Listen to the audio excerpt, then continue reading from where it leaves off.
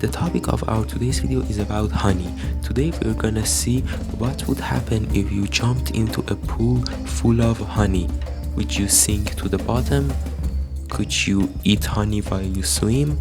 Is honey really made of bee spit? We're gonna find out soon. In 2005, Professor Edward Kussler received the Ig Nobel Prize for comparing swimming speeds in syrup versus water. He found out that although the syrup was denser than water, the swimmers' increased motion made the liquid more viscous or flow more easily. So as the swimmers kept moving, the syrup became just as easy to swim through as water.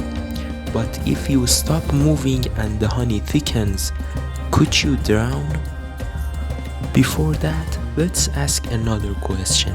How is honey made? Let's take a look at the process. Made from nectar, honey is the result of tireless work and millions of flowers. Each bee collects nectar from flowers and stores it inside its extra stomach, also known as its crop. After it mixes with enzymes inside the bee, the new chemical is finally ready for long-term storage. So when it returns to the hive, the bee regurgitates the fluid into another bee's mouth, and that bee passes it on to another bee, creating a daisy chain of partially digested nectar. This process continues until one bee deposits the fluid into a honeycomb. After the water has evaporated, bees seal the comb with a secretion from their abdomens, which hardens into beeswax.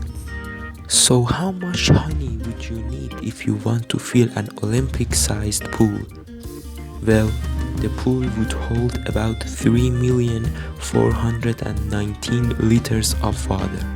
So you would need about 4.35 million kilograms of honey, and considering that one bee colony produces 27 to 45 kilograms of honey per year, this pool would contain many colonies' lifetimes of work. Honey is a non-Newtonian fluid, a term named after the famous physicist Isaac Newton. You know him, he's the dude that got hit by an apple while he was sitting under a tree, and then he found out about gravity. He found out that normal fluids like water have a constant flow with no resistance or viscosity. We call those Newtonian fluids. But we are dealing with honey. As a non-Newtonian fluid, its viscosity changes when you apply force to it, such as the impact of you swimming in it, and the thickens the liquid, the higher the viscosity. Centipoise measures the amount of force needed to move a layer of liquid in relation to another liquid. On a mild 21-degree day, honey has a viscosity of 10,000 centipoise, but water is only 1 centipoise. And honey is 1.5 times denser than water. But honey is also a thixotropic fluid, which means that if it stays still, it becomes a gel-like substance. So that could slow you down. If you want an easier swim through honey, you will need a warm day. While your cannonball wouldn't have the same splash as in water, the sudden movements of your arms and legs would begin to change the honey's composition. And since the buoyant force increases with density, you may float back to the top after you jump in.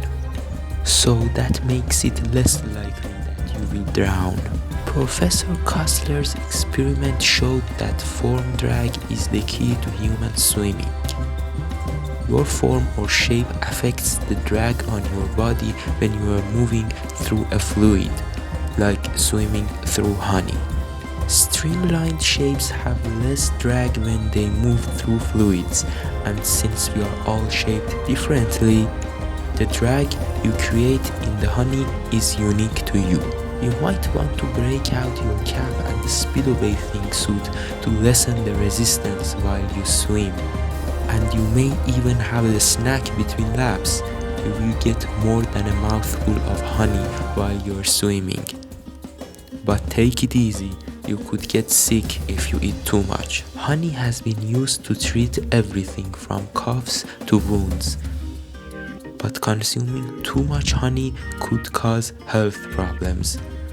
Considering the recommended daily allowance of honey is 10% of your daily calorie. All this added sugar pouring into your body could make you queasy, and even more dangerous, every gulp comes with the threat of botulism, a kind of food poisoning. These spores grow in improperly preserved food and create a toxin that attacks the body's nerves.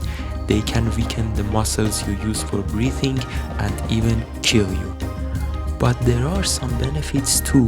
One tip might leave you sticky, but if you make this swim part of your morning routine, your skin could become softer and well moisturized.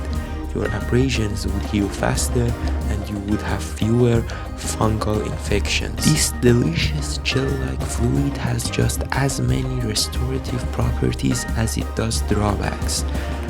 If used in moderation, it could help your body inside and out, but if you swim in it too often, then it might cancel the healthy benefits. So moderation is the key.